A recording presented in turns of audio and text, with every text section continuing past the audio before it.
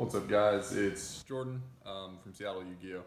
I'm going to be showing you guys my Altergeist deck and some card choices and tech that the deck can run, and basically just a general discussion about the deck. It's a pretty nice day in Seattle, and yeah, I'm just going to get right into it. Okay, so here's the deck, guys. It's 40 cards. I run the exactly 40 just because you want to see all your combo pieces, and running the lowest count possible is really the best way to guarantee that. So I'm running 2 Gamma Seal right now with the way the meta is and all these co-links and all these disgusting boards people make first turn. Tributing off, your opponent's Tri-Gate Wizard and breaking all their co-links with all their Nightmare cards is going to be probably extremely important in the next couple weeks, especially before like WCQ and before Brandish. This is probably one of the best problem-solving cards, and this card's really good against Brandish as well. 2 Ash Blossom. Probably one of the best generic hand traps in the game. Don't want to play a playset just because you need space for other things, and I feel like 2 is good enough, especially in a 40 card deck. 2 Draw and Lock.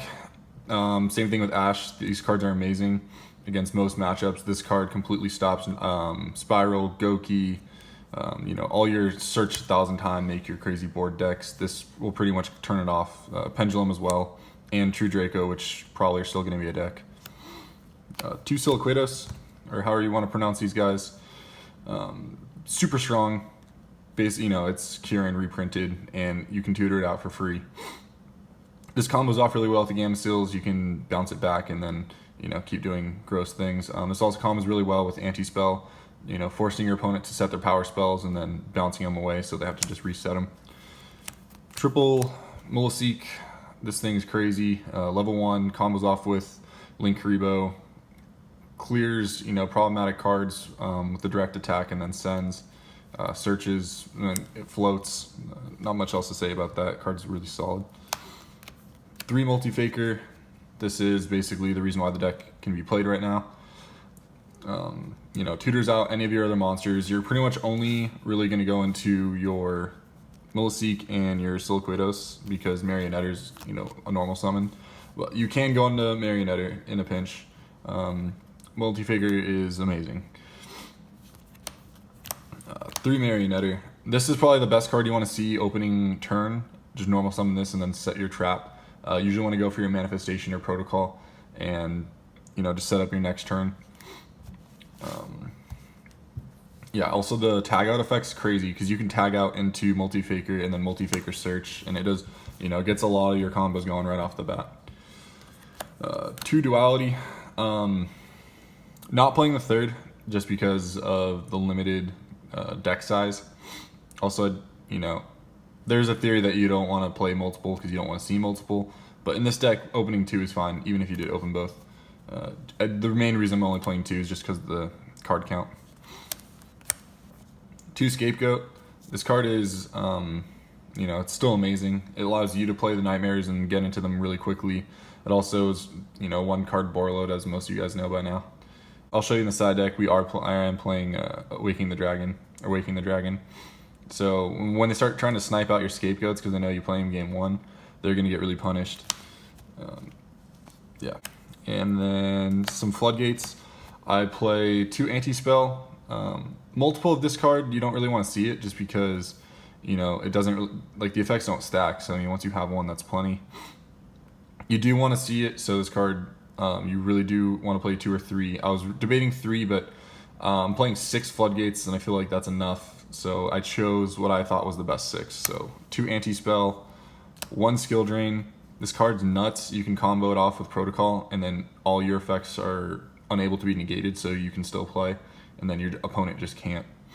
I think this, in the future, is probably going to be one of the best cards against, those like the Goki matchup and the Spiral matchup. Just because you can turn off all their non-targeting, non-destruction, non-battle. You just flip this. If they don't have an answer to it right away, then they lose all that that pressure. 1 Imperial Order. I think this card's insane and definitely necessary. I wasn't playing it at first, but I changed my mind on it.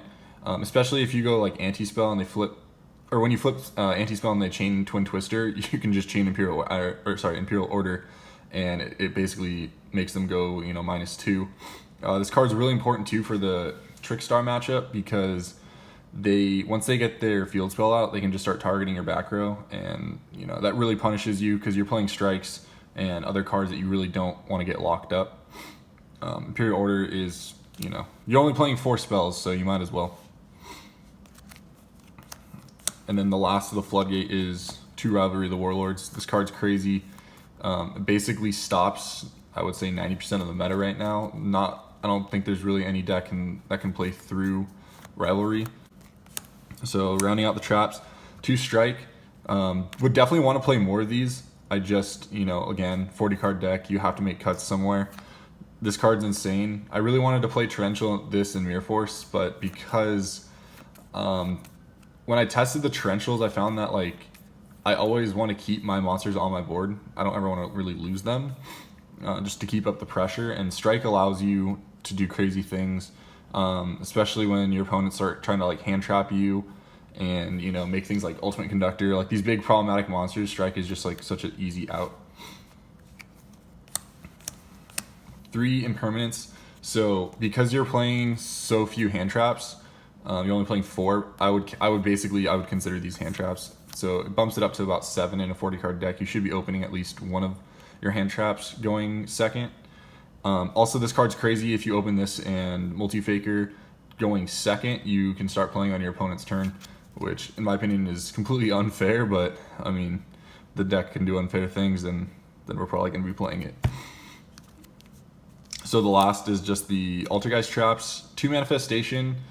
I don't want to play 3 because honestly this card's very searchable through your Marionetter, and you can get into Marionetter through multiple ways. This card is called Haunted, so I mean, you really don't want to see a bunch of them going first. It is very solid to set it up. It helps your big damage plays go through, and helps you make a lot better link boards. Also, this card can banish and grab back another Altergeist trap, which is pretty relevant. And 3 Protocol. So I saw people playing 2 of these, and for me personally, I really don't understand why, because the card itself is basically Solemn Strike, especially when you can Protocol and then chain Protocol and then send the first Protocol to resolve the first one, because it just says an Altergeist card. So that means you can send this, you can send basically another copy of Protocol. Also, the non-negated, or your effects can't be negated, is just completely unfair. This with Skill Drain is honestly ridiculous. I feel like the interaction shouldn't happen, but it does, so we're obviously going to maximize our ability to get there. So we're playing 3 of these bad boys. And then lastly is Personal Spoofing. This card's nuts. It allows you to turn any Altergeist card into a Multi-Faker play, which in my opinion is, it's nuts. You have to play 3. I saw people playing 2. This card isn't searchable, so you have to draw into it. I would definitely play 3, and I looked at OCG lists, and these are the ratios that they're playing as well, and that have been playing. It's basically 3 Protocol, 3 Spoofing, and 2 Manifestation. And then 3 of all the guys, 2 of Siliquidos. And then they play random other stuff, but for me personally, I think the Floodgates and just a couple draw cards and Scapegoat are the best way to go. Basically, you stop your opponent from making big plays, and then you just, control the board. All right, so now I'm going to go into the side deck. So this is my side deck for the Altergeist deck. Personally, I think right now, because the meta is so new and the ban list just came out and we're getting Brandish or Sky Strikers at the end of this month, the side deck's kind of irrelevant, but I'll just show you guys what it is right now. 3 Cyclone. This is to hit your Royal Decree that I feel I've seen people start side against this deck, which actually does hurt it a lot. So triple Cyclone to hit that, and then maybe your True Dracos hit their return and then take that out of the game. Board wipes, 1 Slumber, 1 Regeki, just to stop those nutty spiral boards. Force their negate with their Trigate, and then this, you can get the Kaiju later. 2 Waking the Dragon. This card, it's really nice sliding it in, especially when you know for a fact they're going to be siding in their Heavy Storm Dusters and Twin Twisters. You can just punish them for hitting your card blind. 3 Evenly Matched. This card's insane against this deck in the mirror match, against Spiral, all those other decks that make these crazy boards, you want to just, you know, evenly match them, force the negate, and if they don't have the negate, then you basically just win. 2 more kaijus. Obviously, you're playing the Slumber. You want to see them. 1 more small guy, 1 more big guy. No more explanation for that. And then lastly, 3 red reboot. This card's nuts. I mean, it just stops traps and you can activate it from your hand. If you're going into games 2 and 3, I would side like 3 of these and 3 evenly matched, because if they're smart, they're gonna side in these as well. So when you evenly match them, they're gonna red reboot it, and then you can just chain your own, so you can force it through. That's it for the side. I think in the future, Cherries is actually gonna be a pretty relevant card, but I'll show you guys my extra deck, and then we'll go back to some other options this deck can play. All right, so extra deck, running double Hexia and 1 Prime Banshee. I don't think Prime Banshee is that good, but right now I think it's, you know, the extra deck space is pretty open, so I just threw it in there. 1 Black Rose, you can summon your Ash and then link it with a Marionetter. 1 Exterior, 1 Falcon. These are your targets for the Waking the Dragon. I think Ultimate Falcon's better, but, you know, Exterior's for the lulz. Plus, how awesome is that card art? I always love this card, so when you get the chance to play it, you gotta play it. Full Nightmare Engine minus Mermaid, so Phoenix, Goblin, Griffin, Cerberus, Unicorn. I think that Mermaid might be necessary just to get Iblies off your board. But then again, you don't really need your special summon that much. But I think in the meta, eventually, people are going to realize, oh, every time they give me Ibli, if I'm playing that Mermaid, it doesn't matter. So I think in the future, that card's going to be important. And then I play the Borload, so you got Proxy, Link Spider, Link Kribo, and Borload. You really only need the 1 Link Kribo, assuming it doesn't get called by the grave, because once you just summon your 1 Maliseek, you go into this, and then when this gets destroyed or tagged out or whatever, you can just bring it back out, and then it goes into your main monster zone instead. So that's it for the extra deck. So I just wanted to talk about some options that you could use in the future with this deck. Reasoning is actually really strong in this deck because all the monsters' levels are different levels, so you could just potentially get a free guy out of it. Demise, you could play a Demise version, max out on your manifestations, and maybe even play like Back to the Front and stuff like that. Right now I don't think it's the strongest, just because I really do want to resolve multi-fake from hand, and I like the kaijus, but this is an option. Desires, another option, draw more cards. Dark Hole, board wipe, this would probably be a side deck card. Cherries, I think I will play in the future once the meta gets defined, but for right now I'm just going to hold off on it and just see what I would want as targets.